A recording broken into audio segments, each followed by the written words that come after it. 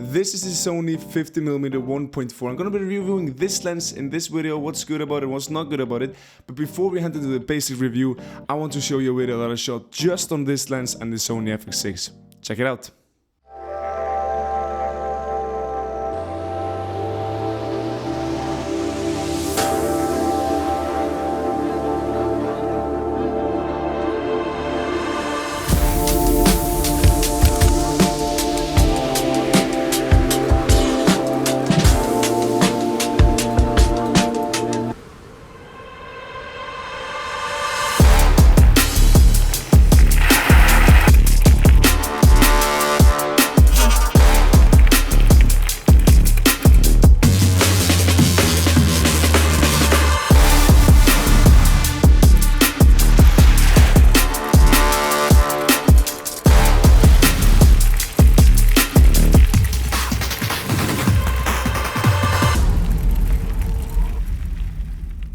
Góðan og blessaðan from Iceland. My name is TJ. Let's dive right into it. Basics first. It's 50mm 1.4 as you already know, and it's for Sony cameras with E-mount and for full frame cameras. It has autofocus, but it does not have image stabilization. So if you're pairing that with the Sony FX6, for example, which does not have an internal stabilization as well, it's gonna be pretty shaky. So what's so good about this lens? Well, it feels really, really premium. I can tell you that. Holding this lens feels like you're holding good glass. It's big, but it's not too bulky. It weighs half a kilo, which is also not too heavy. So just holding this lens feels really good. Second thing is that the photos from this lens are absolutely stunning. I've always shot on zoom lenses, which have most of the times 2.8 or 3.5 or something like that in aperture. So switching from that to this with a wide aperture of 1.4 is nuts. I love the photos that this bad boy took earlier. You can see them on the screen right now. They're so sharp, but still so much bokeh in the background. So I really recommend this lens for photos. It's great. Now it matches really well with the 24mm and 35mm from Sony and G-Message series. It's around the same size and the same weight, and having a kit of those three lenses that are pretty small and compact but are still really fast and really good looking, I think it could be pretty handy.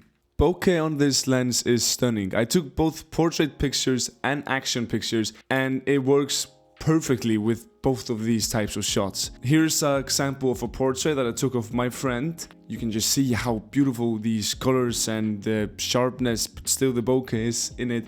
And this is an actual shot. I was just firing on my shutter on this moment, and it's just captured it, and everything is out of focus except this one. So I think the bokeh in this lens is pretty stunning. This cost $1,300, which is $700 less than the bigger brother, the 1.2. So I think that is the biggest pro of this lens. It's affordable for many to get this type of shots, and I don't think you will see much of a difference on the 1.4 but 1.2. Of course you will see some, but having this beast for $1,300, I think that's pretty good for the price. So autofocus on this lens is fantastic. Most of the video that I shot was on the autofocus, and also the pictures are shot on autofocus. Everything is super sharp from these action images. They were like in the air for like 1 second, but you still just like captured this moment really beautifully. But that's also where the cons come in, and maybe that was from me doing something silly, but when I was shooting video with this lens and I was trying to lock him in when he was biking really fast across me, it didn't manage to just lock him in and just focus on him the entire time. It had struggles, and I had to switch to manual mode to find that little detail and then let him come into the shot. Maybe it's something that I could have configured better in the camera, I'm not sure, probably is, but still that was like the only issue that I had with this lens.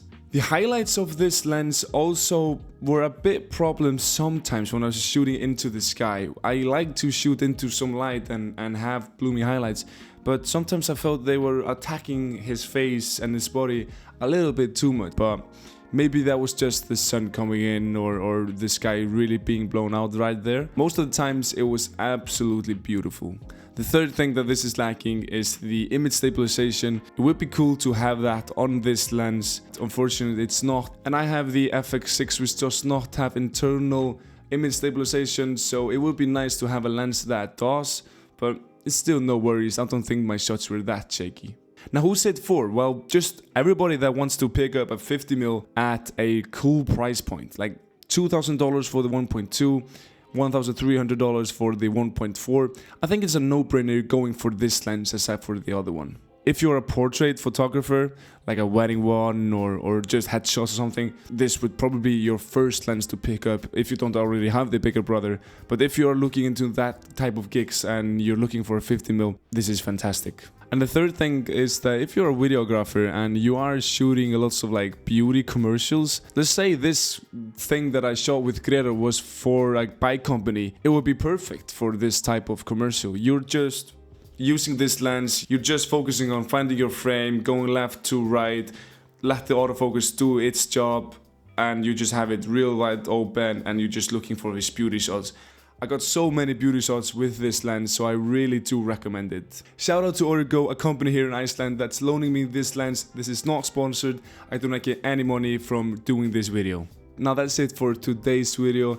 I decided to not go too deep into the details of this lens. There are a bunch of other reviews on YouTube that does that.